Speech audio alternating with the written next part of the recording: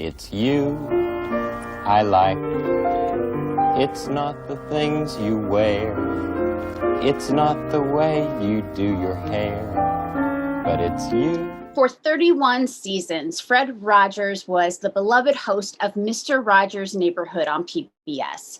But many people don't know that he was also a Presbyterian minister who graduated from Pittsburgh Theological Seminary and found his calling not in a church, but in the medium of television. I want to welcome Reverend Richard Thompson, a fellow Presbyterian pastor who had a memorable meeting with Mr. Rogers over 20 years ago and later exchanged letters with him. He's here to share that experience with us. So Reverend Thompson, just share a little bit about your faith journey and your calling as a minister. I retired in 1995. I was ordained in 1959. And I served Presbyterian churches all that time until I retired. And then I had 3 years as a UCC, United Church of Christ, interim ministry. And then I worked for the Presbyterian Church USA as their volunteer and mission for media literacy. It was in that capacity that I had the opportunity to meet Fred Rogers. You want to know where and why? I do. Tell us more. Okay, well, it was in Pittsburgh that the Presbyterian clergy were gathered for the meeting that they call Presbyterian Communicators. It's not a contradiction in terms, actually. But at any rate, we had in that group someone from Pittsburgh who knew Fred and said to me, "Would you like to meet Mr. Rogers?" I said, "Are you kidding?" I said, "That'd be like being in Rome and not having a chance to meet the Pope and blowing it off. Of course I would." So he took me to his office and I walked in and everything happened after that. Okay, so tell us more about this meeting. How did this go? Do you remember what you first said to him? Let's start with that. Yes, well, I can't remember what I first said, but my first impression was, what you see is what you get with Fred Rogers. I mean, he had his puppets all lined up on his couch where he was sitting. He was not at a computer. He was writing longhand his text for the day. And he invited me in and wanted to know why I was there, who I was, and so on. And I said to him, "Fred, I was going to come to you and talk to you about media literacy, which is what I'm up to with the Presbyterians these days. But I've changed my mind. Because you've evidenced so much interest and warmth in me just walking in, I want to talk about my dead wife who just passed away 2 months ago. And I'm still grieving over her loss, of course. But then she'll never live to see her 2 grandchildren. And one is already here, but the other's on the way, and she'll never know them both." And he says, "Rich, I got an idea for you." I said, "Shoot." He said, "When you get back to Austin, Texas, where I was from," he knew that, "I want you to find a place that you can take your guitar or your ukulele and sing to the kids who are the age of your grandkids, as if Margaret was there." I said, "Hey, that's a good idea."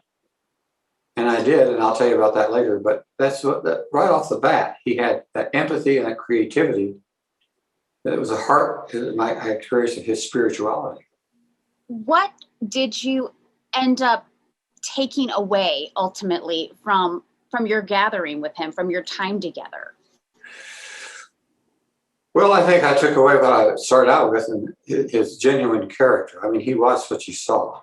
Mm-hmm. And that was confirmed by I did some reading afterwards about him by different people. And the Tom Hanks movie that is so popular now, or more recently that's popular, he portrayed a Esquire writer, magazine writer that Fred befriended. And the writer came to talk to him about whatever. And he said, the thing I got from Fred was his genuine transparency. He was what you saw. And that's my experience with him too. I just felt that we made an instant connection, and then we corresponded afterwards. Had letters exchanged about various things, including his idea about my going to sing to kids, my grandkids' age. Would you be so kind to share one of those letters with us? Sure. Well, this is one of the letters about that event. What I did was I went to the El Buen Pastor Child Care Center in Austin, which incidentally my wife was the founder of. And so I figured those kids there those preschool children may not have had a father in their home. So I thought I'd do a song, I'd make up a song for them that they might not have heard or seen before, and that was about shaving. So the song goes like this. You want to hear the song? I'll sing for you. Oh, yes. Yes. Yes, please. Whiskers, whiskers, they are so rough. Whiskers, whiskers make me feel kind of tough.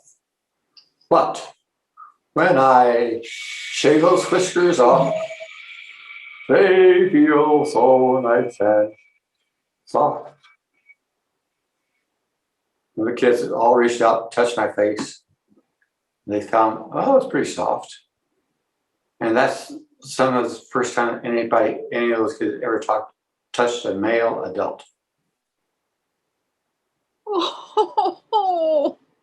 So I wrote Fred about that, and here's what he said. Do you want to hear it? Yes, please. Dear Rich, let me get my reading glasses, that'll help. Here we go. What a joy, I started, to hear from you and see you with those beautiful children. Sitting with a picture, of course. Mm-hmm. They'll have a part of you within them. How creative of you to shave in their presence. Margaret, your late wife, would have been proud of you. Now you have a splendid visit with Clara and Milena, the grandchildren. They too are blessed to have you in their lives. Again, my thanks, Fred Rogers. So when you see an envelope from Fred Rogers, Yes.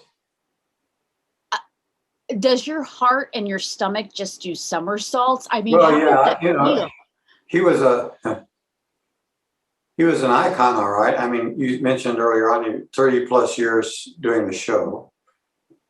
And then even after that, I talked to him in 68 and he died in 1981. 2001 was it. Beg your pardon. He died in 2003. So it's 5 years later. So in 2001, the 9/11 occurred. He was asked to be the consoler in chief of the nation. People called him and said, Fred, what would you say to people now that are in this crisis situation? And he said something like, well, my mother always said, when you see something crisis on TV or in real life or whatever, always look for the helpers. You will always find helpers. And that was the kind of thing he said to console the nation. Do you feel that your interactions with him have planted a seed within you or changed you in a way? I didn't learn this until later about him. There was a book written by him, a guy named John King, who was the head of the community development in Pittsburgh, the community organization. And he got to know Fred personally. And he wrote kind of a definitive book of him after he died. And he reported how, when Rogers went to seminary, the professor that influenced him most was a guy named Bill Orr. Bill Orr was quite a guy. He would come into class smoking. He'd flick a cigarette into the trash basket by his lecture and table and go up in flame, and he just put his foot and snap it out while he continued to talk about Bart. That's the kind of guy he was. And at any rate, it was Bart. It was rather this professor, Bill Orr, who said, life is like guided drift. Fred picked up that phrase and he used it in one of his later books. You find yourself drifting. You don't know where you came from or where you're going, except you go with the flow. You don't fight it. But you guide yourself as much as you can around the rocks and so on. I thought, wow, that's the kind of serendipity, isn't it? And I was open to that. I suddenly realized I need to be open to that kind of mysticism. And even though Fred is best known for his work about unconditional love, I like you as you are, Leanne, exactly and precisely, I think you turned out nicely. I'll shout it to a star. I like you as you are, and when I want to change you or even rearrange you, not by far, Leanne. I'm talking to you. You're my neighbor. A neighbor is someone who's within looking distance of you, not just in your neighborhood. At any rate, I was impressed by the fact that he had this mystical side as well. He said he didn't know how he got into children's television, but there he was doing it. And in 1967, I was serving a church in Glen Ellen, Illinois. And one of my members wanted to sell his property to a black family that was moving out from Chicago.